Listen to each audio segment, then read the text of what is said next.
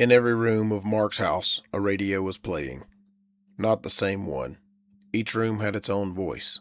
The kitchen had the news. And in the bathroom, you could always count on the golden oldies to help you through a shower. The hallway had music. By his bed, a low station murmured all night, so the last voice he heard before sleep always belonged to someone else. Every evening he switched them all on before he'd even taken off his coat. People thought he just loved a lively house. They never asked the real question. What is a man so afraid of that he can't let one room go quiet? His mornings ran the same way, in reverse. Before his feet touched the floor, his hand found the dial by the bed. Then room to room he went, switching on the radios, the way a man lights a lamp against the dark. Except it was morning, and the dark he was chasing off was not anywhere in the house. Everybody loved Mark. Don't rush past that part. He was the one who filled the silence at a funeral. First to arrive, last to leave. When a neighbor took ill, it was Mark at the door with soup and a story, and the story was usually better than the soup. There goes a man made for company, people said. They just never asked what he was keeping company against. You should have seen his table on a full night. 12 people, too much wine, somebody's elbow in the butter, laughter loud enough to rattle the windows, and when a lull fell, the way lulls always do, Mark was ready on his feet, reaching for the bottle, asking who needed more, filling it before his friends could turn and ask him anything. Here's the funny thing about a man who's always with people. Nobody ever sees him alone, so nobody ever notices that being alone is the one thing he can't do. His house was never empty. When guests left, the radio stayed. If a radio failed, he'd invent an errand, one that always needed another person at the end of it. He once drove clear across town to return a hammer he could have kept for a year. You could see it in the small moments. At a red light, he'd reach for the radio and fill the 30 seconds. In line at the shop, he made friends with strangers. He had never once eaten a meal in a silent room. He called this being a people person. It's a lovely phrase. It allows a man to hide in plain sight, inside the very thing everyone praises him for. Mark believed he was generous, and he was, but generosity can be a clever way of never sitting still. It's easier to carry someone else's weight than to sit alone with your own. A full room asks nothing of you but your attention. An empty one asks who you are. There were chances to learn this. There always are. One night, his oldest friend Thomas stayed after the others had gone. The fire had burned low. Mark, he said, I've known you for 30 years and I've never heard you once finish a sentence about yourself. For a moment, the room went quiet enough to hear it. Something in Mark began to open, like a door left ajar in a cold house. Then he stood, clapped his hands, and said, Let me put on some coffee. He flicked on the kitchen radio as he passed. The door swung shut. Thomas smiled, a little sadly, and he let it go. Another time, his daughter gave him a whole evening alone with her sleeping baby. Just sit, Papa, she said. He lasted 11 minutes.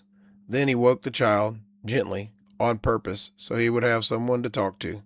He told himself she had stirred on her own. The kindest lies are the ones that we don't even feel ourselves tell. And you start to wonder whether the fear is really so unreasonable. What's the crime in a lively house? Plenty of people would call it a gift to be so easy in a crowd. Maybe he was simply warm, and we are just reading shadows into sunlight. But sooner or later, life turns off the radios. For Mark, it came as a snowstorm. 3 gray days that sat on the town and would not move. The power went first. The kitchen went silent mid-sentence.